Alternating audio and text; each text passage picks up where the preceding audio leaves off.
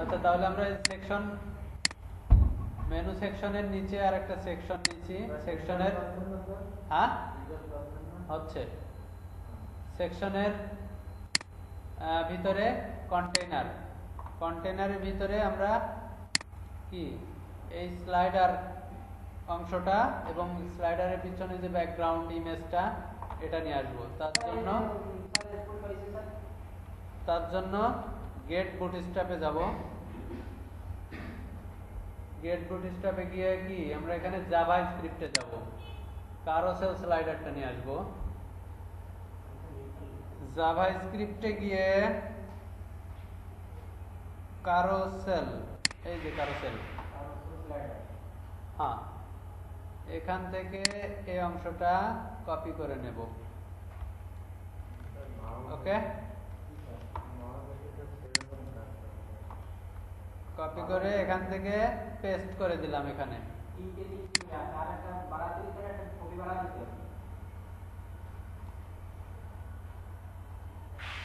দেখতে থাকেন।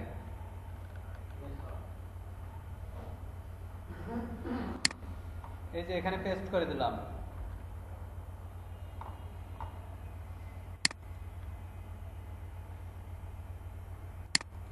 Item active, মানে অ্যাক্টিভ বলতে এই আইটেমের ভিতরে যে ইমেজটা থাকবে এইটা সবসময় সামনে থাকবে। তো আমরা তো ইমেজ দেব না, আমরা কি দেব? টেক্সট। তাহলে এখানে কি উঠাই দিলাম দেখেন, কারোসেল ক্যাপশন ডিপটা উঠাই দিলাম। আর কি দিলাম? ইমেজ নেব না যেহেতু, সেজন্য ইমেজ আমাদের দরকার নাই। তাহলে এখানে একটা ডিপ নিই, SLIDER স্লাইডার টেক্সট। ওকে, স্লাইডার টেক্সটের ভিতরে এখন কোন কোয়ালিটির টেক্সট বা কোন কোয়ালিটিতে লিখব, কোন ট্যাগের ভিতরে? প্রথমটা দেখেন একটু, প্রথমটা যে সাইজ, মাঝখানেরটা অনেক বড়, নিচেরটা, প্রথমটা থেকে নিচেরটা একটু ছোট, তাই না? এবং প্রথমটা বোল্ড, নিচেরটা কিন্তু নরমাল।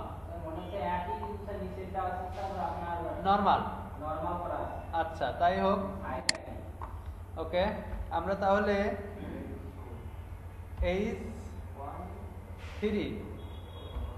H3 ভিতরে প্রথমটা নেব।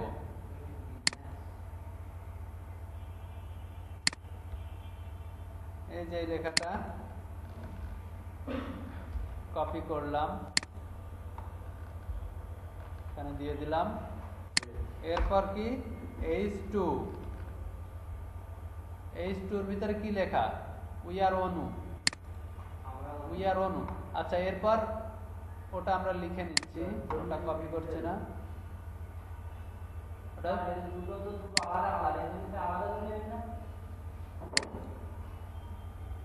মানে আমি করতে থাকি, আপনারা একটু দেখেন, ঠিক আছে? এই দিয়ে আমি মনে হয় তৃতীয়বার বলতেছি। হ্যাঁ, এটাই সমস্যা। এটা দেখেন, এটা কপি করলাম। আমরা এখানে H4 বলে আর একটা নিই, তাহলে এটার আলাদা করে স্টাইল করে দিতে পারবো। তো H2 ভিতরে উই আর অনু লেখাটা কিসের ভিতরে? একটা আলাদা কালার, এই জন্য স্প্যান দিয়ে নেব।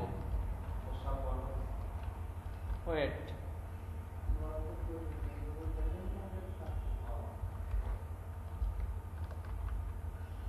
এই জন্য বলতেছি একটু থেমে থেমে দেখেন।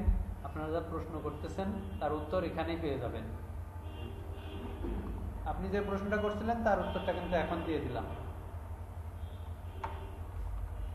আচ্ছা, তো আমাদের এই আইটেম, সব কয়টাই আইটেম। এই যে একটা আইটেম, এটাও আইটেম, কিন্তু এটা অ্যাক্টিভ ক্লাস দেওয়া রয়েছে, এটা সবসময় এই সামনে থাকবে, ঠিক আছে? তো এই আইটেমের ভিতরে এই ডিপ নিয়েছি, এটা কপি করে এই আইটেমের ভিতরেও দিয়ে দিব আমরা, ঠিক আছে? এখন এই নিচে এই ডট ডটটার দরকার নাই আমাদের। আর এই আইটেমটা আর একটা কপি করব, কারণ ওখানে আমাদের ইন্ডিকেটর আছে 3টা।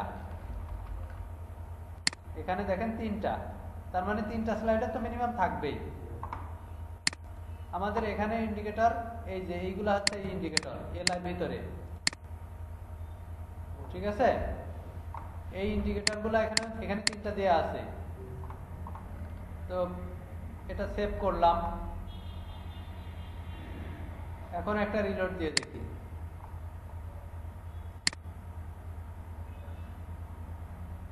কি এসছে?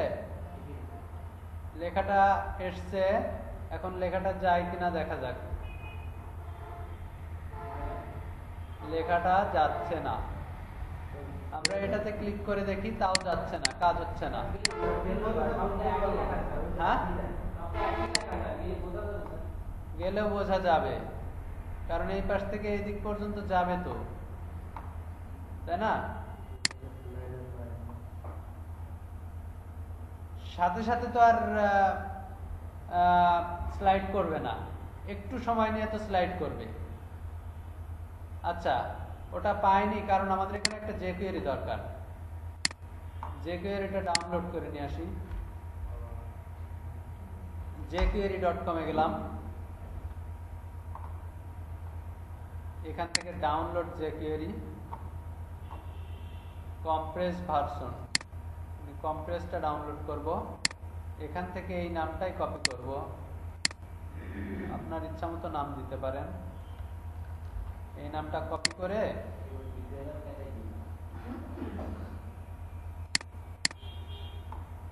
জেএস ফোল্ডারের ভিতরে নিউ টেক্সট ডকুমেন্ট, এই যে এন্টার, ইয়েস। এখন এটা নোটপ্যাডে ওপেন করলাম। এটা নোটপ্যাডে ওপেন করার পর আমরা এই অংশটা, এই অংশটা কন্ট্রোল এ দিয়ে কপি করলাম, সিলেক্ট করলাম, কন্ট্রোল সি দিয়ে কপি। এখানে এসে যে নতুন ফাইলটা তৈরি করলাম এর ভিতরে কন্ট্রোল ভি এবং লাস্ট এস, কন্ট্রোল এস। তো আমাদের এটা তো তৈরি হয়ে গেল। এখন এটা লিঙ্ক করাতে হবে, যেহেতু জেএস। তো আমরা জেএস কোথায় লিঙ্ক করাচ্ছিলাম? বুটস্ট্র্যাপ, এখানে। এর একটা কপি নিলাম জেএস ফোল্ডারের ভিতরে, jQuery 3.1.1 min.js। ওকে, লিঙ্ক করানো হয়ে গেছে, সেভ আছে। এখন একটা রিলোড দিই।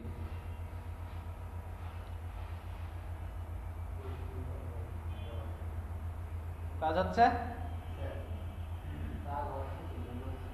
ওয়াও, না? আচ্ছা, এখন এই যে দুই পাশে নেক্সট আর প্রিভিয়াস বাটন দেওয়া রয়েছে, তাই না? এই বাটন কিন্তু আমাদের পিএইচডিতে নাই, আছে? তাহলে আমরা কিভাবে উঠাবো এই বাটনটা? এই দেখেন নেক্সট আর প্রিভিয়াস লেখাই রয়েছে।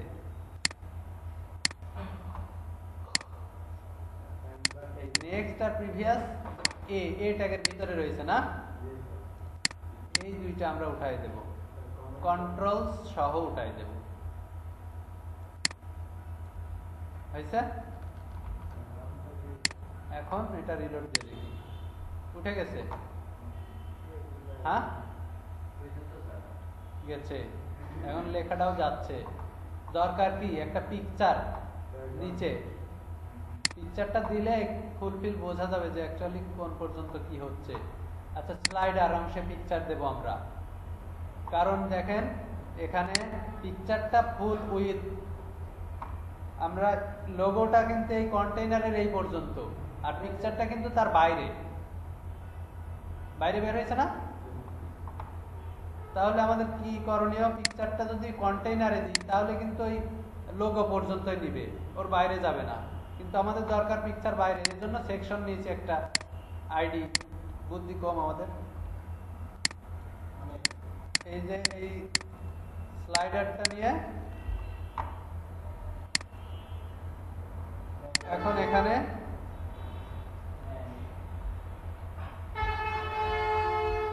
আইডির জন্য হ্যাশ স্লাইডারটা নিলাম, নেওয়ার পর কি ব্যাকগ্রাউন্ড কি ইউআরএল নো রিপিট,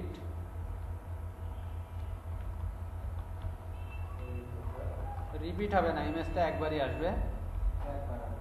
এখন সিএসএস থেকে কিন্তু আমরা ইমেজ দিচ্ছি, সিএসএস একটা ফোল্ডারের ভিতরে, তার জন্য ডট ডট স্ল্যাশ। এখন সিএসএস ফোল্ডার ভিতর থেকে বের হয়ে আসলাম, ইমেজেস ফোল্ডার, এরপর কি ব্যানার ডট জেপিজি মনে হয় লেখা আছে, ইমেজেস ফোল্ডার, এই যে ব্যানার ডট জেপিজি। ওকে, এখন রিলোড দিয়ে দেখি পাইছে না? এই যে ইন্ডিকেটরটাও পাইছে, এখানে বোঝা যাচ্ছিল না তখন সাদার জন্য, কারণ ইন্ডিকেটরটা সাদা। আচ্ছা, ইন্ডিকেটরটা কালার করতে হবে, আমরা করব। আচ্ছা, এখন এই যে টেক্সট গুলা সেন্টারে না, এখানে সেন্টারে না টেক্সটটা, বুটস্ট্র্যাপের মজা দেখেন। এই যে সেকশনের ভিতরে একটা ক্লাস নিয়ে নিলাম, নিয়ে দিয়ে দিলাম টেক্সট সেন্টার, ক্লাসের নাম টেক্সট সেন্টার, টেক্সট সেন্টারে চলে গেছে। এখন আমরা স্লাইডার টেক্সট এই ডিপটাকে স্টাইল করব। স্লাইডার টেক্সট, এরপর স্লাইডার টেক্সট কত, H2 H3 আর একটা H4, এই কয়টা নিয়ে আছে না?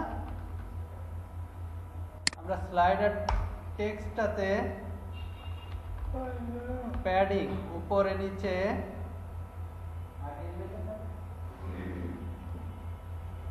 আমরা একটু দিয়েই দেখি আগে।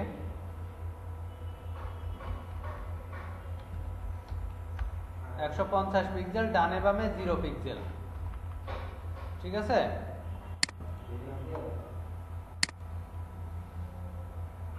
কত দূর? আরো একটু লাগবে। ইমেজটা দেখেন, এই যে হাতের এই পর্যন্ত এসছে। আমরা যদি এখান থেকে মেপে নিই, মাপলে ক্লিয়ার আসবে না, কারণ এই মেনুটা এই অংশের ভিতরে, ঠিক আছে? মেনুটা এই অংশের ভিতরে চলে আসবে।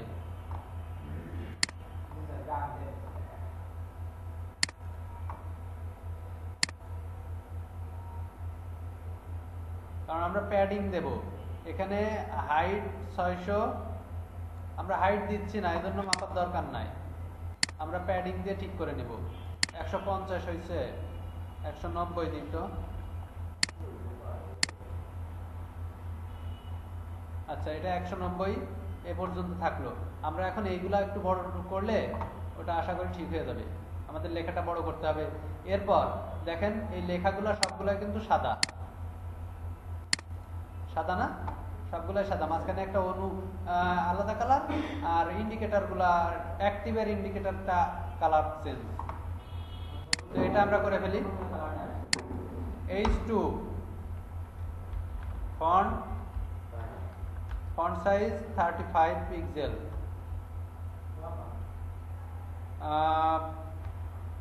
font weight bold,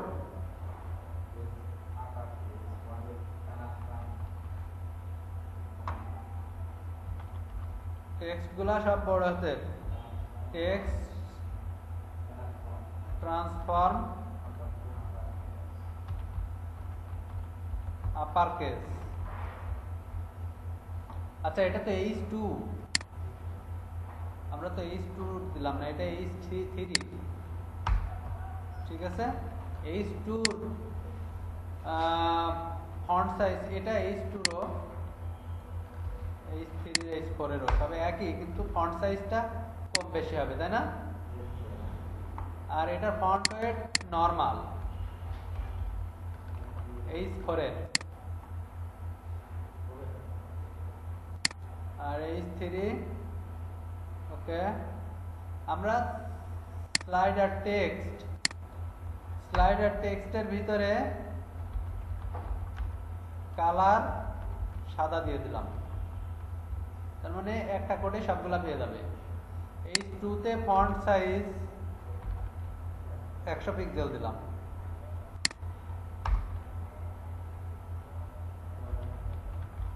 border 1 pixel সাদা, ঠিক আছে। এখন দেখি কি অবস্থা, রিলোড হয়েছে। তো এই যে উই আর অনু, এটার বর্ডার দেওয়ার কারণে এটার উইথটা ফুল নিয়ে নিয়েছে, দেখছেন। আমরা এটার উইথ কমাবো,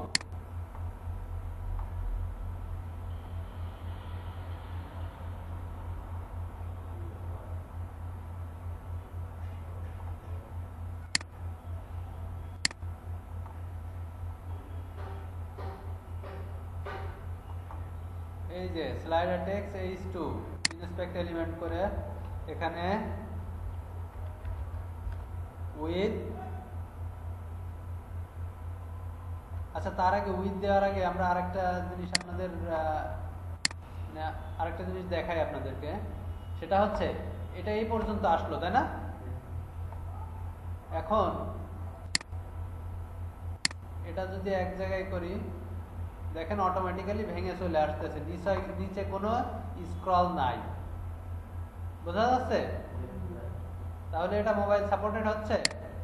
এই যে মেনুগুলা, দারুণ না? যত ছোট করা যায় তার ভিতরেই চলে আসতেছে। এখন আমরা যখন উইথ দেব এই অংশটা, এখানে খুব দারুণ একটা শেখার বিষয় আছে কিন্তু। উইথ দেব, উইথ কত দেব? 700 পিক্সেল,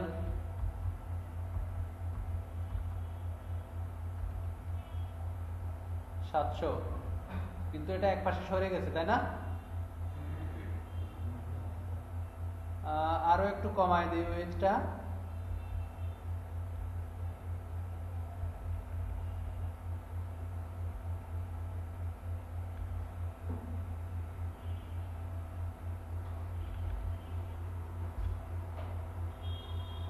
$680 পিক্সেল। আর এটা মাঝখানে নিয়ে আসতে হবে এখন। তাহলে মার্জিন 0 অটো চলে আসছে মাঝখানে। এখন ইমেজ লেখাটা আর একটু ছোট করে দিই, 90 পিক্সেল। তাহলে উইথটাও আর একটু কমাই দিই,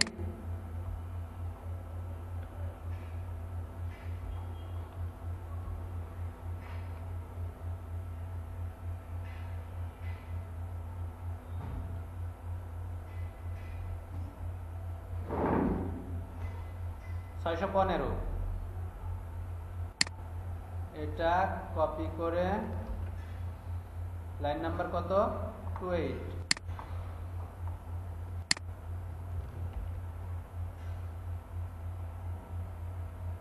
কি কপি হইল এটা?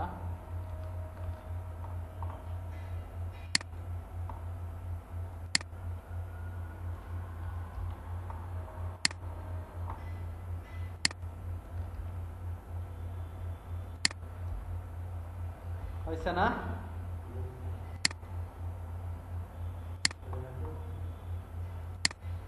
এখন রিলোড দিই, ঠিক আছে সব?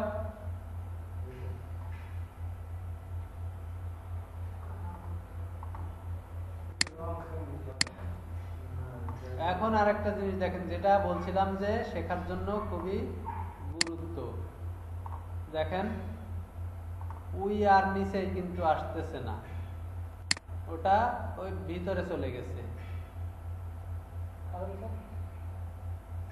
এখন কি করা যাবে এটার জন্য? আমরা উইথ দেওয়ার কারণে কিন্তু এটা গেছে। এখানে ব্যবহার করতে হবে উইথ কত দিয়েছি, 615, ম্যাক্স উইথ।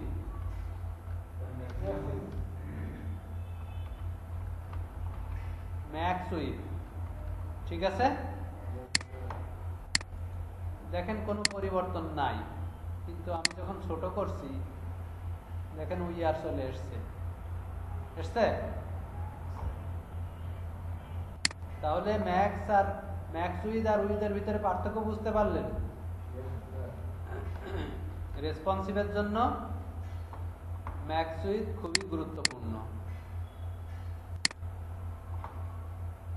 এখন অনু লেখাটা আর উই আর এর উপর নিচে একটু ফাঁকা আছে, এই যে ডানে বামেও ফাঁকা আছে, আমরা উইথটা বাড়াই দিতে পারবো। উইথটা 25 দিয়ে দিলাম, আর উপর নিচে ফাঁকার জন্য কি করব, প্যাডিং। উপর নিচে 20 পিক্সেল, ডানে বামে 0 পিক্সেল।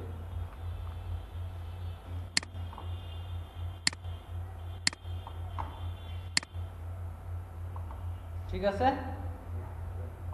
এখন অনু লেখাটার একটা আলাদা কালার দিতে হবে।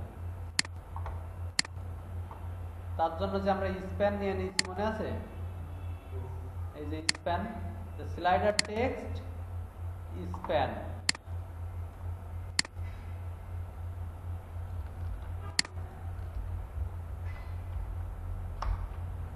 স্লাইডার টেক্সট স্প্যান কি,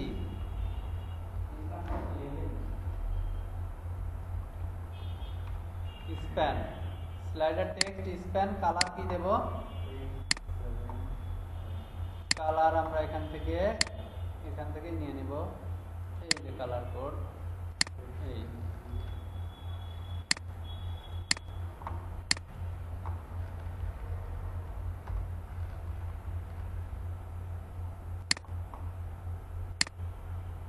হয়েছে। এখন উপরের লেখাটা নিচের লেখাটা, উপরের তুলনায় নিচেরটা একটু বেশি জায়গা নিয়েছে ওয়াইডলি, তার জন্য নিচের লেখাটার H4 এর ফন্ট সাইজ কমাই দিলাম একটু 5 পিক্সেল মতো। এখন দেখেন সম্ভবত ঠিক হয়েছে। এখন কি বাকি আছে, ইন্ডিকেটর।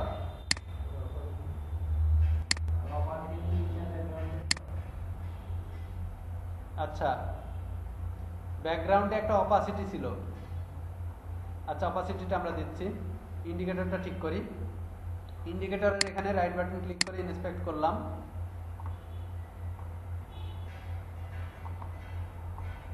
এই যে কারোসেল ইন্ডিকেটর অ্যাক্টিভ, এটা চেঞ্জ হওয়ার সাথে সাথে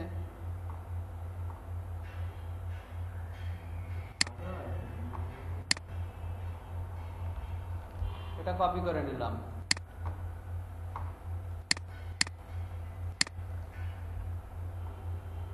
carousel indicators dot active, এটার ব্যাকগ্রাউন্ড কালার কি, উপরের এই কালারটা না, এই স্প্যানে যে কালারটা দিলাম এই কালার। আর এটার এখানে যত ছোট ছোট, পিএইচডিতে অত ছোট ছোট না, একটু বড় বড়, তাই না? এই ডটগুলা ইন্ডিকেটর ফোটাগুলা, তার জন্য আমাদের এই যে উইথ হাইট দেওয়া রয়েছে 12 পিক্সেল 12 পিক্সেল, আমরা 15 পিক্সেল করে দিলাম। ওকে,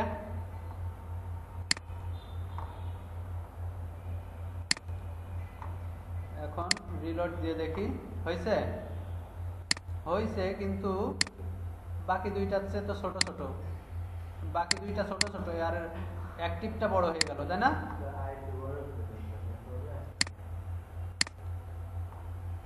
আচ্ছা ওয়েট,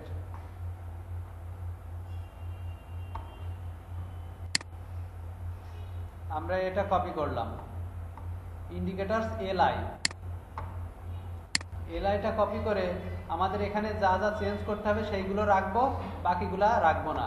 বর্ডার রেডিয়াসটা লাগবে, বা বর্ডার রেডিয়াসটা লাগতেছে না চেঞ্জ করার জন্য, এটা উঠাই দিলাম।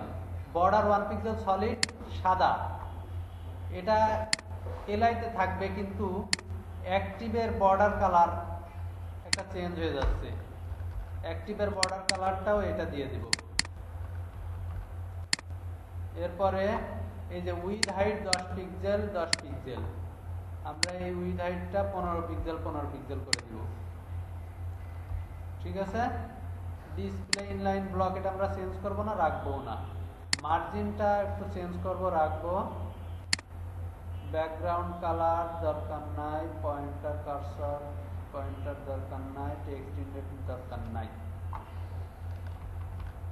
মার্জিন 2 পিক্সেল, এখানে 2 পিক্সেল করে দিলাম, এখানেও 2 পিক্সেল করে দিলাম।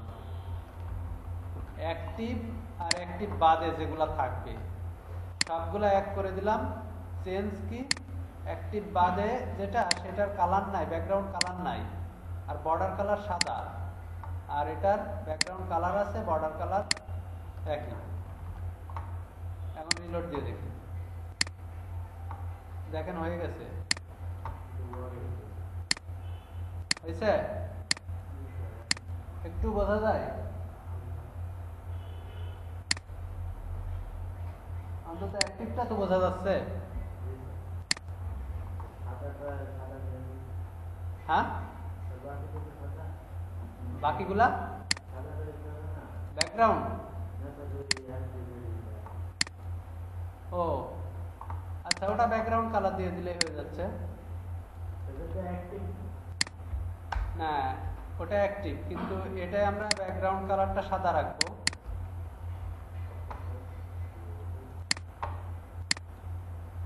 এরকম আছে না? যদিও আপনাদের কষ্ট হচ্ছে দেখতে, তারপরেও একটু পরে ভিডিও দেখলে আপনারা ক্লিয়ারলি বুঝতে পারবেন। আচ্ছা, আমরা ওই ওভারলেটা মানে একটা দেব, অপাসিটি দেব একটা উপরে, তাই না? এই ছবিটা একটু উপরে অপাসিটি দেয়া আছে, তার জন্য এই যে স্লাইডার আইডি, এই সেকশনের নিচে আমরা একটা ডিভ নেব, ডিভের নাম দেব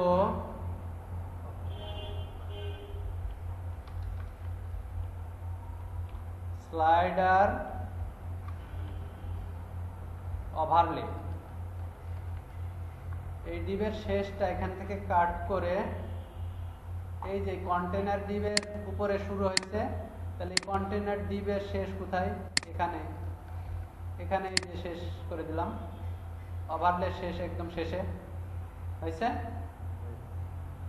তাহলে এই কন্টেনার ডিভটা আর একটু সরাই দিই, এখান থেকে হালকা ট্যাপ দিয়ে একটা সরাই দিলাম, হইল? এখন ওভারলে, স্লাইডার ওভারলেটার স্টাইল দেব। কি স্টাইল দেব? স্লাইডার ওভারলে, এটার ব্যাকগ্রাউন্ড, ব্যাকগ্রাউন্ড কি দেব? RGBA 0,0,0, পয়েন্ট কত? 5 দিলাম, 5। দেখি আসে কিনা, আসবে? চলে এসছে, বেশি হয়ে গেছে, তাহলে আমরা 7 দেব।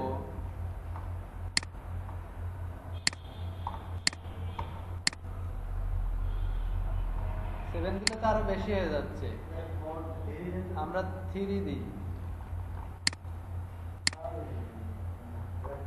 ঠিক আছে, হ্যাঁ আচ্ছা, তাহলে বাকি থাকলো কি? মেনুটা ভিতরে চলে আসবে, মেনুটা ভিতরে আসতেছে না? যে মেনু আইডি এই সেকশনে এখানে আমরা বুটস্ট্র্যাপের একটা ক্লাস লাগাই দিই, ন্যাভবার টপ ফিক্সড।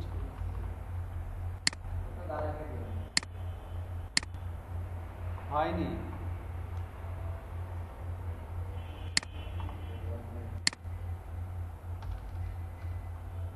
ন্যাভবার ফিক্সড টপ হয়েছে। এখন এই লেখাগুলোর কালারটা সাদা, আমরা ওই যে বলছিলাম পরে আমরা কালারটা সাদা চেঞ্জ করে দেব। হ্যাঁ এখন দেয়া যায়, তাহলে ফোকাসের কালারটাও সাদা থাকবে, যখন ক্লিক করব তখন সাদাই দেখাবে।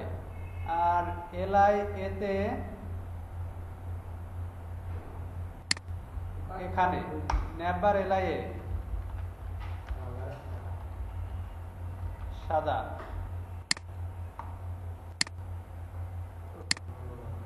no it's not working।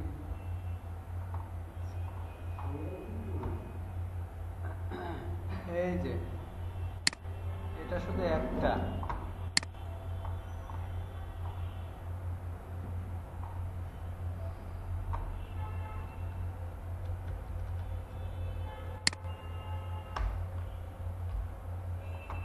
ন্যাভবার default ন্যাভবার এলআইএ এখানে কালার হবে সাদা।